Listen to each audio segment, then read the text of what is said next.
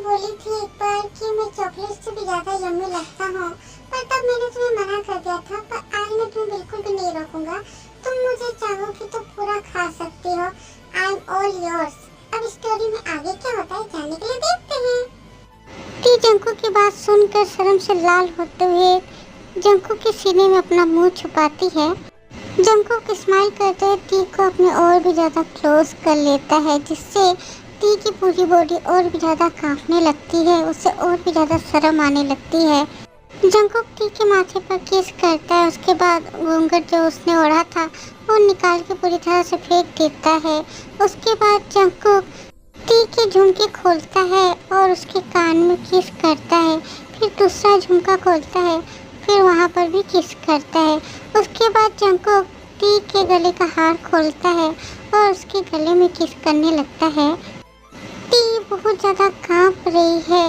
उसके पूरे शरीर में जैसे ठंडी स्रोत से बह गई हो। किस करते करते जंकुक टी को बेड में सुला देता है और टी को वो बहुत प्यार से देखने लगता है। टी तो शर्म से बिल्कुल लाल हो गई है और जंकुक टी को नशे भरे नजरों से देख रहा है। जंकुक का ऐसा देखना टी सब सह नहीं होता है, तो टी दुपट्टा लेके अपने फेस के ऊपर रख देती है शर्म से। तो जंकुक बहुत प्यार से उस दुपट्टे के ऊपर ही टी को किस करता है और अपने मुंह से ही पकड़ के उस दुपट्टे को हटा देता है। टी अपनी आंखें बंद करके कांप रही है। उसे बहुत ज़्यादा शर्म आ रही है। उसकी हार्ट बीट बहुत फास्ट हो गई है। ये सब देख के जंकुक तो और भी नशे से पागल हो जा रहा है। जंकुक अब टी के माथे पर किस करता है, फिर उसकी आंखों पर, फिर उसके गाल पर किस करता है। उसके बाद वो टी को देखते हुए जंकुक टी से बोलता है, टी सुना, अपनी आंखें खोलो प्लीज, मुझे देखो। टी अपनी आंखें खोल के जंकुक को देखने लगती है तो जंकुक स्माइल करके अब टी के लिप्स में किस करने लगता है। जंकुक डीपली किस करने लगता है टी को। इतने टाइम से जो प्यार उसने संभाल के रखा था टी को, आज वो देना चाहता है। टी भी अब कंट्रोल लेस हो जाती है और जंकुक को हक कर लेती है टाइटली, और वो भी अपने आप को समर्पित कर देती है, जंकुक के हवाले कर देती है। इस तरह से वो आज एक दूसरे के पूरी तरह से हो जाते हैं। एक नया सवेरा, एक नई लाइफ की शुरुआत। जंकुक की लाइफ का आज सबसे खूबसूरत सवेरा है। ये सवेरा जंकुक की लाइफ में एक खुशी की लहर लेके आया है, जिस लहर में जंकुक हमेशा ही डूबना चाहता है। टी अभी भी सोई हुई है और जंकुक टी को बहुत प्यार से देखे जा रहा है। 1 घंटा पहले ही जंकुक उठ गया है। तब से ही जंकुक टी को बहुत प्यार से देखे जा रहा है। टी का चेहरा इतना प्यारा लग रहा है कि इसे पूरी लाइफ जंकुक देखते रहेगा तो वो कभी थकेगा नहीं। थोड़ी देर बाद जंकुक टी को किस करके उसे अच्छे से ब्लैंकेट ओढ़ के जॉगिंग करने के लिए चला जाता है। 1 घंटे बाद जंकुक जॉगिंग करके वापस आ जाता है। वो देखता है कि टी अभी भी घोड़े बेच के सो रही है। ये देख के जंकुक हंस देता है और जाके टी के पास बैठता है और टी के सर में बहुत प्यार से हाथ फेरते हुए बोलता है, टी सोना, मेरा बच्चा, अभी तक सो रही हो? प्लीज उठ जाओ ना, देखो बहुत देर हो गई है, उठो।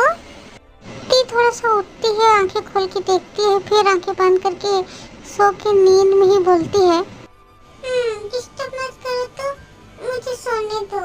कल वो सफेद खरगोश ने मुझे बिल्कुल भी सोने नहीं दिया, बहुत बदमाश है। टी की बात सुन के जंकुक हंस देता है। उसके बाद टी की ओर झुकते हुए बोलता है, अच्छा तो ये बात है, तो कल रात क्या क्या है उस बदमाश सफेद खरगोश ने?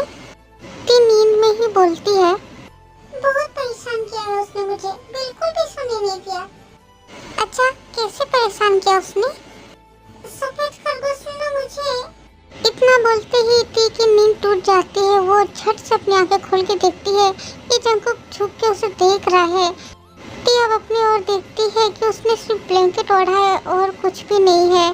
तो टी तो शर्म से लाल पीली हो रही है और जंकुक फिर टी से बोलता है, क्या हुआ बोलो ना, कैसे तुम्हें सफेद खरगोश ने परेशान किया? टी शर्म से ब्लैंकेट से अपने फेस को छुपा लेती है और ब्लैंकेट के अंदर से ही बोलती है, नहीं पता मुझे। जाओ तो तुम बेशर्म इंसान नहीं तो। क्या तुम मुझ जैसे इतने शरीफ लड़के को बेशर्म बोल रही हो? ये तो किसी भी कीमत पर मानने लायक नहीं है। रुको अभी बताता हूँ। ये बात बोल के जंगकुक एक डेविल स्माइल करके ब्लैंकेट के अंदर घुस जाता है। उसके बाद टी को वो गुदगुदी करने लगता है और टी भी इधर उधर लौटने पोटने लगती है और हंसने लगती है जोर जोर से और हंसते हुए बोलती है, ओके ओके सॉरी अब ऐसा नहीं बोलूंगी, प्लीज छोड़ दो मुझे। जंगकुक रुक जाता है। उसके बाद टी के माथे में किस करके जंगकुक उठ के खड़ा हो जाता है। इसके बाद जंगकुक टी को ब्लैंकेट के साथ ही गोद में उठा लेता है और वॉशरूम में ले जाता है। एक हफ्ते के बाद टी और जिमिन रोज को आईने के सामने बैठाकर उसे तैयार कर रहे हैं और रोज आईने में खुद को देख रही है। रोज को अभी भी विश्वास नहीं हो रहा कि आज वो सच में जेहोक की वाइफ बनने वाली है। फाइनली ही उसकी लाइफ में वो स्पेशल दिन आ ही गया जिसका वो लोग बहुत टाइम से इंतजार कर रहे थे। आज उनका प्यार सफल होने वाला है। उनके प्यार की आज जीत होने वाली है। इस दिन के लिए उन्हें बहुत ज़्यादा मुसीबतों का सामना करना पड़ा है। बिल्कुल भी इजी नहीं था, पर उन मुसीबतों का सामना करने में जंगकुक ने उन्हें बहुत ज़्यादा हेल्प किया है। जंगकुक सबसे पहले रोज के पापा से इस बारे में बात करता है।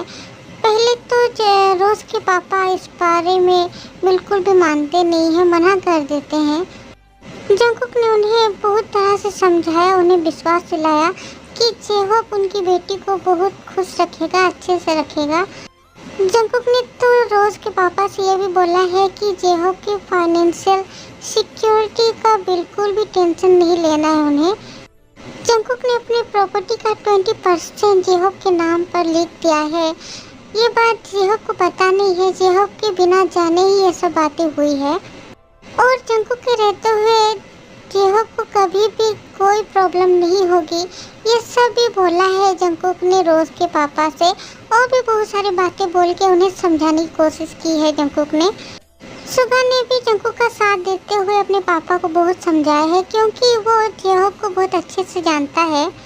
इसलिए सुगा जानता है कि जेहोक उसकी बहन को बहुत अच्छे से रखेगा, बहुत प्यार से रखेगा। उन सबकी बातें सुनकर रोज के पापा का मन थोड़ा सा तो पिघल गया था, पर वो पूरी तरह से मान नहीं रहे थे। तभी रोज उनके सामने बहुत ज़्यादा रोती है, उनके पैरों पर गिर जाती है रोते हुए।